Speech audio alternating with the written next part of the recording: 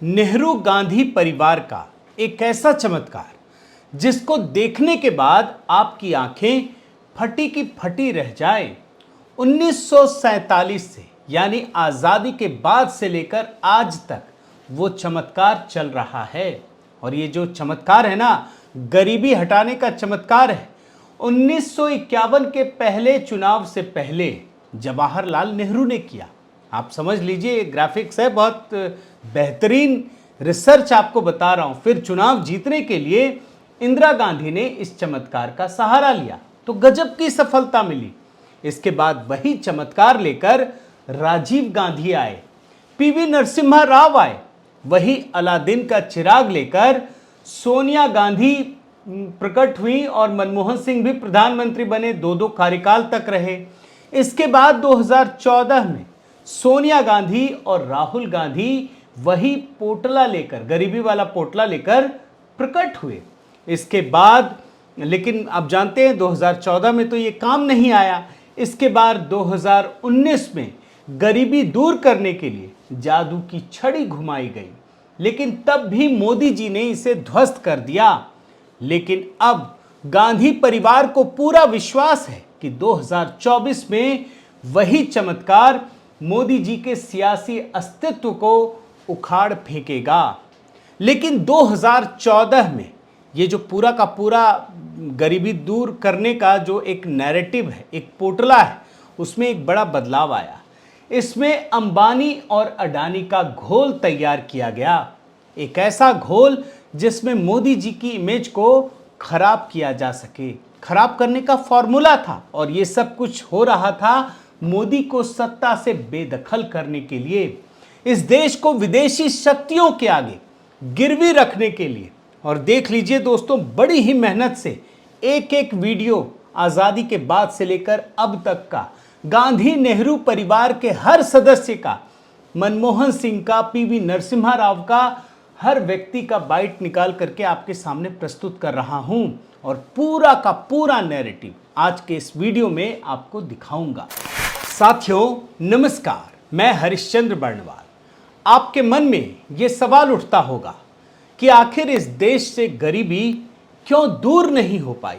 कई दशकों तक तो एक ही पार्टी की सरकार थी, तो आज इसका नमूना मैं आपको दिखाता हूं। देश का पहला जनरल इलेक्शन 1951 में अक्टूबर महीने से 1952 के फरवरी महीने तक हुआ। उससे पहले देश के प्रधानमंत्री, पहले प्रधानमंत्री नेहरू ही थे और चुनाव भी उन्हीं को लड़ना था। फिर 1951 में तो इंडिपेंडेंस डे की स्पीच में उन्होंने क्या कहा वो आज सुनना ज़रूरी है। उन्होंने कहा कि सरकार की असली लड़ाई गरीबी दूर करने की है, और जाहिर तौर पर यही कहना भी चाहिए।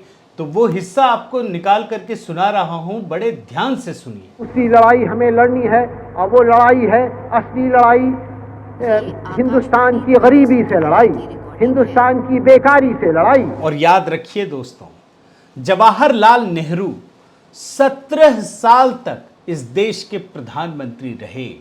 आज तक कोई भी व्यक्ति इतने वर्षों तक देश का प्रधानमंत्री नहीं रहा। तो क्या माना जाए कि देश से गरीबी दूर हो गई होगी, क्योंकि उनकी तो पहली प्राथमिकता ही यही थी, उसी के खिलाफ लड़ाई लड़ रहे थे। लेकिन ऐसा हुआ नहीं। और अब आप आगे बढ़िए। इसके बाद कांग्रेस की तरफ से गुलजारी लाल नंदा 13 दिनों के लिए प्रधानमंत्री बने। अब ये क्या गरीबी दूर करेंगे, आप खुद ही समझ सकते हैं। इसके बाद और आगे बढ़िए, कांग्रेस की तरफ से ही लाल बहादुर शास्त्री प्रधानमंत्री बने, लेकिन सिर्फ 1 साल 216 दिन के लिए, और वो भारत पाकिस्तान के युद्ध में ही उलझे रहे। तो वो उनसे भी क्या अपेक्षा करें। इसके बाद फिर से गुलजारी लाल नंदा 13 दिनों के लिए प्रधानमंत्री बने। अब उनसे भी आगे बढ़िए। अब इसके बाद जो दौर आता है वो इंदिरा गांधी का दौर आता है, और नेहरू के बाद सबसे लंबे कार्यकाल के लिए प्रधानमंत्री बनी 4 बार, करीब 16 साल के लिए। बीच में इस दौरान बहुत ही कम समय के लिए मोरारजी देसाई भी प्रधानमंत्री बने, चौधरी चरण सिंह भी बने, लेकिन बहुत ही कम समय के लिए। और इसीलिए अब सीधे इंदिरा गांधी की बात करते हैं। उन्होंने लाल किले के प्राचीर से 16 बार इस देश को संबोधित किया। उन्होंने तो बकायदा 1971 के चुनाव में गरीबी हटाओ का नारा भी दिया था और आप रिपोर्ट में देख सकते हैं उन्हें प्रचंड बहुमत भी हासिल हुआ।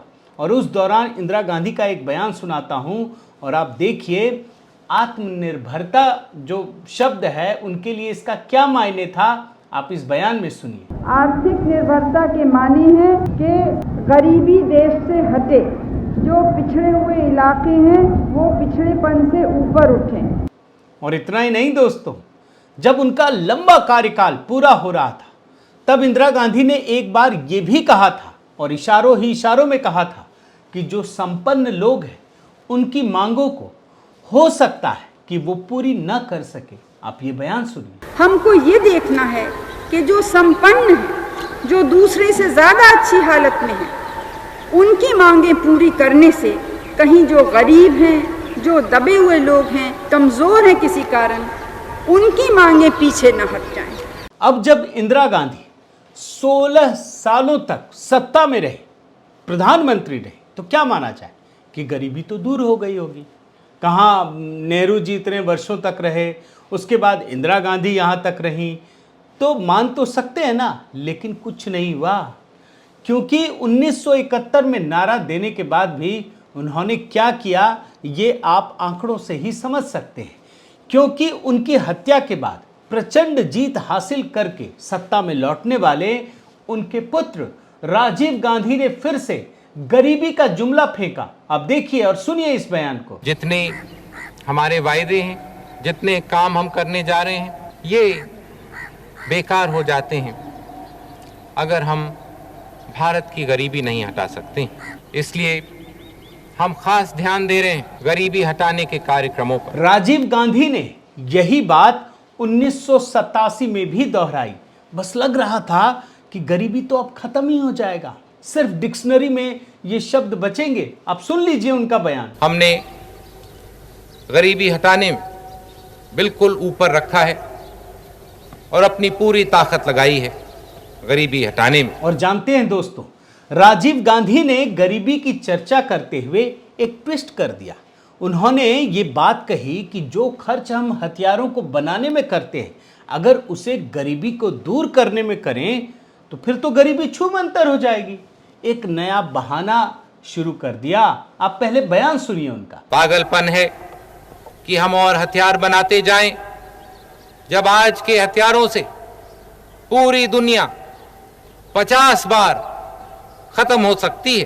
पागलपन है जब आज दुनिया में 1.5-2 करोड़ हर मिनट खर्चे जाते हैं हथियार की दौड़ में, जब उसका एक छोटा सा भाग भी अगर हम ले सकते तो हम कितनी गरीबी, कितनी बीमारी, कितनी बेकारी हटा सकते थे। लेकिन आज के भारत को देखकर क्या आपको लगता है कि हथियार बनाने से गरीबी दूर नहीं होती है? क्या इन दोनों का कोई रिश्ता है? बल्कि अगर सच मायने में कहा जाए तो हथियार बेचने से जो आज कमाई हो रही है उससे गरीबी दूर हो सकती है। ये है असलियत। लेकिन राजीव गांधी जी लोगों को भ्रमित करने के लिए कुछ और बता रहे थे। अब आप आगे बढ़िए राजीव गांधी से। इसके बाद 2 और प्रधानमंत्री बने दोस्तों, लेकिन कोई भी 1 साल के लिए भी नहीं रह सके, विश्वनाथ प्रताप सिंह और चंद्रशेखर। तो गरीबी के लिए ये क्या करेंगे जब मैंने 16 वर्षों का दिखा दिया। इसके बाद फिर से कांग्रेस को मौका मिला। 1991 में पीवी नरसिम्हा राव प्रधानमंत्री बने और उन्होंने फिर से गरीबी वाला घोल तैयार कर लिया। सुन लीजिए वो बयान, ये भी बड़ी मेहनत से निकाला है, सुनिए। 92 से हमने शुरू किया और 92 से शुरू करके जो हमने योजनाएं शुरू की वो सारी योजनाएं ऐसी हैं, सबकी सब ऐसी हैं जो गरीबों से संबंधित हैं, गरीबी हटाने के कार्यक्रम से संबंधित हैं। देख रहे हैं ना कैसे गरीबी वाला वो जो पूरा का पूरा एकदम सुहाना नारा है वो लोगों के सामने उछाला जाता है, लेकिन होता कुछ भी नहीं है। अब आप और आगे बढ़िए।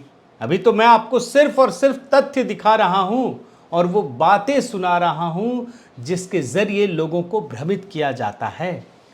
इनके बाद वाजपेयी जी 16 दिन के लिए प्रधानमंत्री बने, सिर्फ 16 दिन के लिए।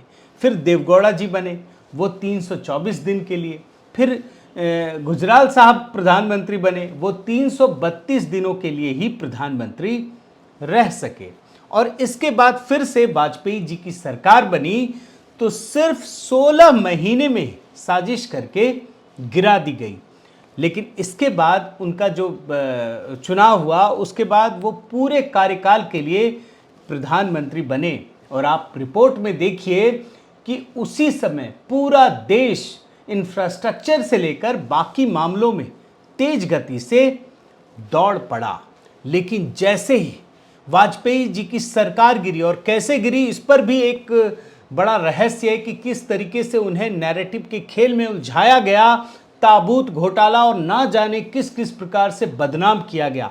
लेकिन आप आगे बढ़िए, कांग्रेस को फिर से सत्ता मिली, सोनिया गांधी की हुकूमत स्थापित हुई, मनमोहन सिंह को प्रधानमंत्री बनाया गया। पहले 2004 में प्रधानमंत्री बने, फिर 2009 में प्रधानमंत्री बने। लेकिन देखिए, वही गरीबी की घुट्टी पिलानी शुरू कर दी।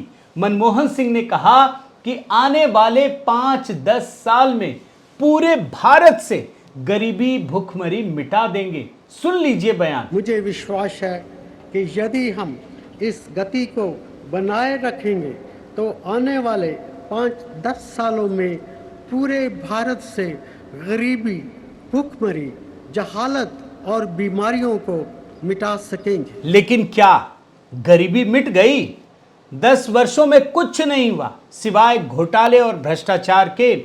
और इसीलिए जैसे ही 2014 के चुनाव का समय आया, फिर से ये गरीबी वाला जुमला लेकर आए। सुनिए, राहुल गांधी का बयान आपको सुनाता हूं एक बार। आपका जो नारा है आधी रोटी खाएंगे वाला, उसको मैं बदलना चाहता हूं। पूरी रोटी खाएंगे, 100 दिन काम करेंगे, दवाई लेंगे और कांग्रेस पार्टी को लाएंगे। और जानते हैं दोस्तों, मनमोहन सिंह तो सिर्फ भारत से ही गरीबी हटाने की बात कहते थे कि 5-10 साल में हटा देंगे। सोनिया जी तो रैली में धरती से ही गरीबी हटाने की बात करने लगी। आप ये बयान सुनिए। हम तब तक चैन से नहीं बैठेंगे जब तक गरीबी का ये अभिशाप हमारी धरती से पूरी तरह समाप्त नहीं हो जाता। अब जब मैं आपको गरीबों को लेकर, गरीबी को लेकर इतना बयान सुना रहा हूं नेहरू गांधी परिवार का, तो राहुल गांधी का सुनाता हूं। वो तो अलग ही लेवल पर खेलने लगे। उन्होंने पहले कहा कि 10 साल उनकी सरकार ने गरीबों के लिए काम किया। आप सुनिए। कांग्रेस पार्टी दिल्ली में गरीबों की सरकार चलाती। जो भी हमने पिछले 10 सालों में काम किया है वो गरीबों के लिए, आदिवासियों के लिए किया है। लेकिन क्या गरीबी खत्म हो गई? भाई 10 साल क्यों, आप तो 1947 से कर रहे हैं। गरीबी तो नहीं खत्म हुई। लेकिन आगे फिर वो कहते हैं इतना सब कुछ होने के बाद कि जो बाकी लोग बचे हुए हैं उन्हें भी गरीबी रेखा से ऊपर उठा देंगे। सुन लीजिए। ज्यादा से ज्यादा गरीब लोगों को हम गरीबी रेखा से निकालना चाहते हैं। और आप मजेदार बात देखिए, 2019 के चुनाव में फिर से जब ये चुनाव का समय आया तो राहुल गांधी ने गरीबी वाला ही जुमला निकाला। सुन लीजिए। तो हमारा काम, कांग्रेस पार्टी का काम हिंदुस्तान की रक्षा करने का है, हिंदुस्तान के गरीब लोगों की रक्षा करने का, कमजोर लोगों की रक्षा करने का। इसके बाद जानते हैं, राहुल गांधी ने गरीबी की जादुई छड़ी में लालच के कई सारे रंग भर दिए। उन्हें लग रहा था कि अब तो कोई हरा ही नहीं सकता। 72,000 याद है ना आपको? आप सुनिए। लेकिन जनता ने उसे भी नकार दिया था। आप सुन लीजिए उसको। गरीबी पर वार 72,000। और ये कांग्रेस पार्टी की पहली गारंटी है कि हिंदुस्तान के 20% सबसे गरीब परिवारों को हर महीने उनके बैंक अकाउंट में कांग्रेस पार्टी की सरकार डायरेक्ट पैसा डाले। लेकिन आप जानकर ये हैरान हो जाएंगे दोस्तों कि अब जब 2024 का चुनाव सामने आ चुका है तो उन्होंने भारत जोड़ो यात्रा की एक नौटंकी की। नौटंकी क्यों कह रहा हूं ये मैं आपको दिखा चुका हूं। और भारत जोड़ो यात्रा जब पूरी तरह से फ्लॉप सिद्ध हो चुकी है, उनके मकसद का पर्दाफाश हो गया है, तो फिर उन्होंने श्रीनगर में गरीबी की एक कहानी सुनाई। आप सुनिए। मैं चल रहा था और उसी समय वहां पे थोड़ी सर्दी बढ़ रही थी। सुबह का समय था और 4 बच्चे आए।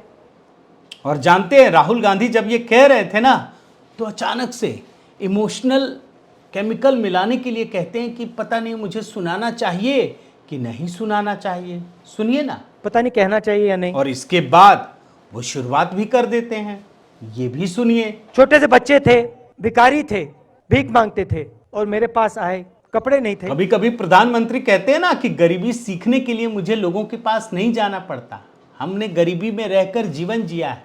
तो यही दिखाई देता है, क्योंकि राहुल गांधी जब पूरी भूमिका बना लेते हैं तो अजीबोगरीब बात भी बताते हैं कि भूख लगने की वजह से ठंड लग रही थी इन बच्चों को। सुन लीजिए। उनको ठंड लग रही थी, वो कांप रहे थे, शायद उनको खाना नहीं मिला था। और इसके बाद जब वो बताते बताते आगे बढ़ते हैं तो जानते हैं क्या कहते हैं कि वो बच्चे जैकेट नहीं पहने थे, इसीलिए उन्होंने जैकेट पहनना छोड़ दिया। भारत जोड़ो यात्रा में स्वेटर पहनना छोड़ दिया।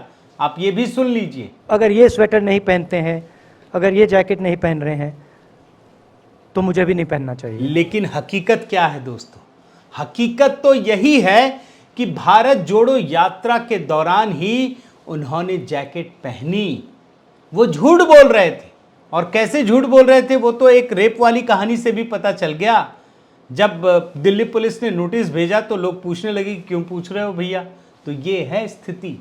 लेकिन यहां आपको एक दिलचस्प जानकारी देना जरूरी है दोस्तों, और इसीलिए टाइमलाइन को थोड़ा पीछे लेकर चलना पड़ेगा। 2014, 2019 और 2023 को लेकर इनके नैरेटिव को समझिए। जब राहुल गांधी को यह समझ में आ गया कि ये जो गरीबी हटाने वाला जुमला है जो इनके परनाना से चला आ रहा है, इंदिरा गांधी ने वही नारा दिया, बाकी लोगों ने भी वही नारा दिया, अब वो चलने वाला नहीं है। जनता समझदार हो चुकी है। तो इन्होंने जनता को नए तरीके से भरमाना शुरू कर दिया। और 2014 से, बड़े ध्यान से सुनिए और समझिएगा जो मैं आपको बता रहा हूं, कैसे नैरेटिव बदलने का खेल खेला गया। उन्होंने 2014 से उद्योगपतियों को टारगेट करना शुरू कर दिया। 2014 में जब आप उनके बयानों को सुनेंगे तो उस समय उन्होंने किसी का नाम नहीं लिया था, लेकिन खुलकर कह रहे थे। आप ये सुनिए। हमारे विपक्ष के लोग अमीर लोग का काम करते हैं, उद्योगपतियों का काम करते हैं, बड़े लोगों का काम करते हैं। हम आपकी लड़ाई लड़ना चाहते हैं, आदिवासियों की लड़ाई लड़ना चाहते हैं, गरीबों की लड़ाई लड़ना चाहते हैं। देख रहे हैं ना, इंदिरा गांधी का एक बयान आपको सुनाया था। वो कहती थी कि जो अमीर लोग हैं, संपन्न लोग हैं, हो सकता है आपकी मांग हम पूरी ना कर सकें। 2014 में राहुल गांधी ने उद्योगपतियों को लेकर भड़काना शुरू किया कि वो उद्योगपति वाले लोग हैं और हम आम आदमी के लोग हैं। अरे भैया, इतने वर्षों तक आप सत्ता में रहे, आम लोगों के लिए क्या किया, गरीबी दूर करने के लिए क्या किया? लेकिन 2019 में आइए, 2019 में इन्होंने सीधे एक व्यक्ति का नाम लेकर टारगेट करना शुरू कर दिया। आपको याद दिलाना जरूरी है, अनिल अंबानी का नाम लेकर टारगेट करना शुरू कर दिया था। हर सभा में, हर भाषण में, हर रैली में, हर प्रेस कॉन्फ्रेंस में सिर्फ अनिल अंबानी का नाम। आपको याद दिलाता हूं, सुन लीजिए। हिंदुस्तान का प्रधानमंत्री अनिल अंबानी का दोस्त है, वो अनिल अंबानी को चला गया। यहाँ पे 30,000 करोड़ रुपए की चोरी हुई है। अनिल अंबानी जी ने हवाई जहाज कभी नहीं बनाया। कॉन्ट्रैक्ट अनिल अंबानी को क्यों मिला? देख रहे हैं ना, अनिल अंबानी क्या हुआ? अनिल अंबानी को क्या फायदा दिला दिया सरकार ने? अब तो राफेल भी आ गया इस देश में। कहीं आपको लगा कि कोई घोटाला हुआ है? और घोटाला अगर हुआ तो आप क्यों नहीं गए? कहीं तो अनिल अंबानी का नाम तक नहीं आता, कोई चर्चा भी नहीं होती। तो ये इनकी जो नीयत है ना, वो कितनी खराब है पता चलती है। लेकिन अब 2024 आ रहा है, अब तो अनिल अंबानी का नाम लेने से भी नहीं चलेगा। तो अब जाकर राहुल गांधी और गांधी परिवार ने अपना झुंझुना बदल दिया है। अब इनकी जो ट्यूनिंग है ना, वो अडानी पर सेट हो गई है। और हर जगह, हर रैली में, हर भाषण में, संसद के भीतर, संसद के बाहर, प्रेस कॉन्फ्रेंस में, हर जगह सिर्फ और सिर्फ अडानी को टारगेट कर रहे हैं। अब आप ये बयान सुनिए। अदानी जी दिखाई देते हैं। नरेंद्र मोदी जी और अदानी जी के रिश्ते का मामला है। अदानी जी के बारे में डिस्कशन हो रहा है। Next speech that is going to come on Adani. जो अदानी जी का मुद्दा है उससे डरे हुए हैं। देख रहे हैं ना दोस्तों, जब आपको एक लकीर में पूरी की पूरी कहानी दिखा रहा हूं तब आपको सारी बातें समझ में आ रही होंगी कि ये कितनी बड़ी साजिश है। अपने देश के ही उद्योगपति को, जो पैसे कमाकर बाहर नहीं ले जाएगा, जो दूसरे देश के लोगों को रोजगार नहीं देता है, उसी को बदनाम करो, सिर्फ इसलिए कि आपको इस देश को बदनाम करना है, इस देश के प्रधानमंत्री को बदनाम करना है, इस देश के लोकतंत्र को बदनाम करना है। तो ये है असली खेल, असली नैरेटिव। लेकिन अब आप आगे बढ़िए, क्योंकि मनमोहन सिंह का कार्यकाल खत्म हुआ तो मोदी सरकार आती है और प्रधानमंत्री मोदी के दूसरा कार्यकाल चल रहा है। एक 2014 में प्रधानमंत्री बने, फिर 2019 में दोबारा और बड़ी बहुमत के साथ जनता ने उन पर विश्वास किया। अब आप रिपोर्ट दिखाता हूं। 9 साल पूरे हो चुके हैं और आप ये रिपोर्ट देखिए।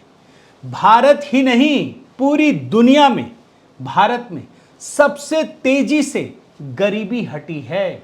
2015 से 2019 के दौरान देश की गरीबी में वर्ष 2011-2015 के मुकाबले अधिक कमी आई है। और ये जो रिपोर्ट है ना, ये किसकी है? ये रिपोर्ट वर्ल्ड बैंक की है। इसके मुताबिक 8 सालों में 12.3% गरीबी घटी है। यही नहीं दोस्तों, एक और बात जोड़ देता हूं जब मैं कह रहा हूं कि प्रधानमंत्री मोदी ने गरीबों के एक महत्वपूर्ण संकट को दूर करते हुए फ्री अनाज की जो स्कीम चलाई है, वो पिछले कई वर्षों से चल रही है। इसे अगले 1 साल तक के लिए और बढ़ा दिया गया है। यानी खाने पीने की चिंता छोड़ दो और कमाई में ध्यान लगाओ। यही है मोदी जी का असली मंत्र। तो अब आप समझ लीजिए कि गरीबी घटाने में जो काम पूरा का पूरा नेहरू गांधी परिवार कई दशकों में नहीं कर सका, वो काम मोदी सरकार कर रही है। और यही है वो नैरेटिव का खेल जो मैंने वीडियो के माध्यम से आपको दिखाने का प्रयास किया। साथियों, पहले की सरकारें टुकड़ों में काम करती थी। अगर उसने किसी का घर बना दिया था तो उसमें शौचालय नहीं होता था। अगर किसी घर में नल होता था तो जल नहीं होता था। अगर ये सब कुछ होता था तो गैस सिलेंडर नहीं होता था। मतलब एक परिवार सरकारी सुविधाओं के लिए भटकता रहे, मारा फिरता रहे, लोगों के मतलब पीछे पड़ जाए, घूस दे, तमाम चीज़ें। लेकिन आज की सरकार समग्रता में काम करती है। वो एक व्यक्ति को घर देती है, मुफ्त घर बनाकर दे रही है। फिर घर में शौचालय है, उसमें नल है, नल में जल है। उज्ज्वला योजना के तहत गैस सिलेंडर दिया जा रहा है और तमाम सुविधाएं, अब तो बिजली भी पहुंचाई जा रही है हर घर में। और इसके बाद मुफ्त अनाज की स्कीम। मतलब एक ही है कि जब आपको सारी सुविधाएं दे दी जाए तो फिर आप कमाई करो, मेहनत करो, परिश्रम करो और फिर देश सेवा में, देश के निर्माण में पूरी ताकत के साथ जुट जाओ। और इसीलिए अधिकतर लोग गरीबी रेखा से ऊपर उठ रहे हैं। लेकिन चूंकि कांग्रेस और गांधी परिवार का तो मकसद ये था नहीं, वो तो सिर्फ गरीबी हटाने के फॉर्मूले को देकर लालच देना चाहती थी। और इसी वजह से इस देश से कभी भी गरीबी खत्म नहीं हो पाई। इसीलिए याद रखिए दोस्तों, जब 2024 का चुनाव एकदम सामने हो और ये लोग कभी भी गरीबी हटाने की बात करें तो इन आंकड़ों के साथ उनसे ज़रूर बातचीत कीजिएगा, संवाद कीजिएगा। और मेरी इच्छा है दोस्तों, जब मैंने इतना महत्वपूर्ण वीडियो आप लोगों के लिए इतने परिश्रम के साथ निकाला है, तो आप भी इस वीडियो को अधिक से अधिक लोगों तक पहुंचाइए और ये बताइए कि जिस गरीबी हटाने की बात नेहरू करते थे, वही इंदिरा गांधी करती थी, वही राजीव गांधी करते थे, वही सोनिया गांधी करती थी और वही आज राहुल गांधी भी करते हैं। बहुत बहुत धन्यवाद। आपसे निवेदन है साथियों कि आप मेरे इस चैनल को ज़रूर सब्सक्राइब कीजिए, लाइक कीजिए, शेयर कीजिए, कमेंट कीजिए और इस बेल आइकन को प्रेस करना मत भूलिएगा। नमस्कार।